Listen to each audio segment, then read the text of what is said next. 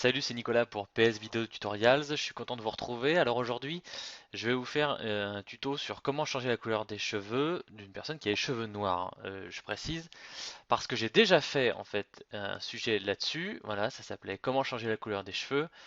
Ça date d'il y a 2 ans environ. Et ça a été une des plus grosses vues et un des plus gros succès avec une demande régulière et fréquente. Comment faire la même chose sur les cheveux noirs? Parce que ça marche pas, cette technique ne fonctionne pas sur les cheveux noirs. Eh bien, c'est ce que nous allons voir maintenant. Donc le résultat, ça donne ça. Vous voyez? Bon, alors évidemment, on va pas se mentir, c'est moins bien que dans la réalité. Ceci dit, les coiffeurs aussi ont quelques difficultés à changer la couleur des cheveux noirs. Il faut d'abord les éclaircir. Bon, nous, on va se passer de cette étape, mais bon, ça le fait quand même pas trop mal. Et le tout en 3 calques, ce qui est plutôt succinct. Cette technique fonctionne, je vous le précise, parce que c'est important, sur toutes les versions de Photoshop. Là, j'ai CS6, mais ça fonctionne avec les autres. La première chose à faire consiste à faire une sélection des cheveux. Et pour ça, j'appuie sur la touche Q du clavier. On entre dans le mode sélection rapide, qui va nous permettre de faire un masque après. Je vous baratine pas tout de suite. Là, on attaque. Alors, à l'aide des boutons du clavier, deux points et point d'exclamation, ça me permet d'augmenter et de réduire la taille de mon outil pinceau qui a été activé au moment où je suis rentré dans le mode de sélection rapide. Et en fait, voilà, je vais peindre. Alors là, mon opacité est à 20, ça ne m'intéresse pas. Je la passe à 100 et je vais tout simplement peindre sur la zone qui m'intéresse. Une sélection rapide, hein. Franchement, là, vous embêtez pas à faire dans le détail. On fera après dans le détail.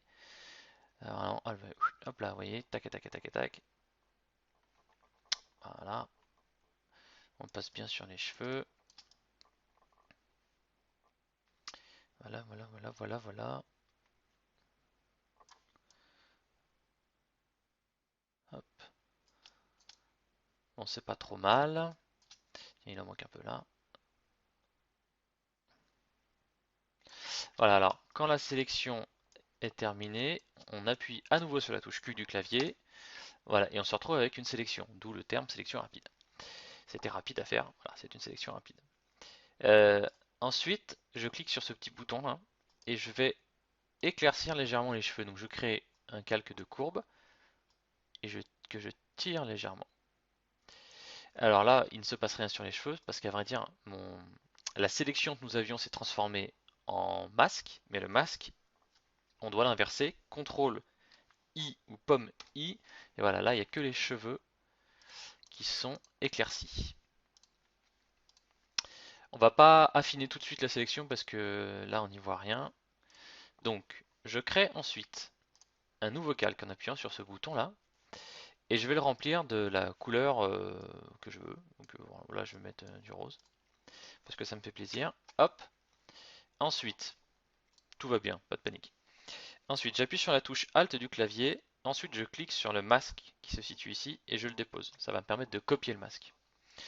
Donc là, on a du rose que sur les cheveux. Ok, c'est bien, on continue. Maintenant, je vais sur le mode lumière tamisée et la couleur s'applique aux cheveux. Alors, c'est une base de départ, c'est pas parfait.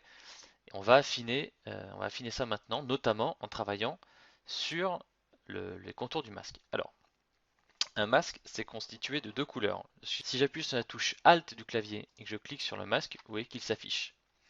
Hop, je dézoome un peu. Donc c'est en deux couleurs. Ce qui est blanc apparaît, ce qui est noir n'apparaît pas. Voilà, c'est facile, c'est pas dur. Je rappuie sur Alt, Alt-clic sur mon masque pour le faire disparaître. Donc à l'aide de l'outil pinceau, et donc des couleurs blanc et noir qui sont ici, eh ben, on va travailler ce masque. Donc je zoome, CTRL plus ou pomme plus, et je réduis ou j'augmente la taille de mon pinceau. Hop, et je peins là où je ne veux pas que la couleur apparaisse. Donc sur les zones de la peau, ben, c'est pas compliqué, j'ai juste à effacer et puis voilà. Mais il y a des endroits où ça va être un petit peu plus compliqué. En fait, il va falloir créer des transitions parce que ça peut pas être ou blanc ou noir. Il va falloir que ce soit un peu gris. Et pour ça, je vais réduire l'opacité de mon pinceau ici à 20 environ, voire même 10. Et je vais en noir, je vais cliquer pour effacer légèrement le contenu. En fait, je vais faire plein de petits clics, tout doucement, plein de petits clics. Et ça va me permettre de créer une zone de transition plus douce. Voilà, donc là je fais plein de petits clics sur le bord des cheveux. Voilà, ici.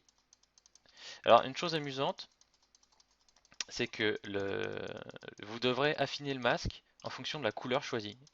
Alors me demandez pas pourquoi, mais la sélection que je fais ici sur mon masque ne sera pas la même si j'ai du bleu dans les cheveux, si j'ai du jaune, si voilà. Donc préparez-vous à devoir affiner votre masque en fonction de la couleur. Donc voilà,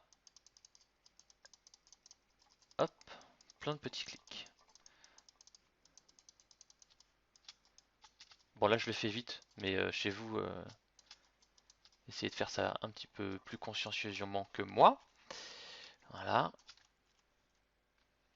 En fait, aussi, sur le bout des cheveux, là, il faut que ce soit un peu moins lumineux parce que parce qu'il y a moins de matière, donc c'est pas censé être aussi coloré que l'intérieur des cheveux. Donc là, on passe bien sur les extrémités. Voilà. Bon, bah là, c'est pas si mal. Encore une fois, je fais ça rapidement. Vous aurez plus le temps. Là, j'enregistre une vidéo, donc forcément, il faut aller vite.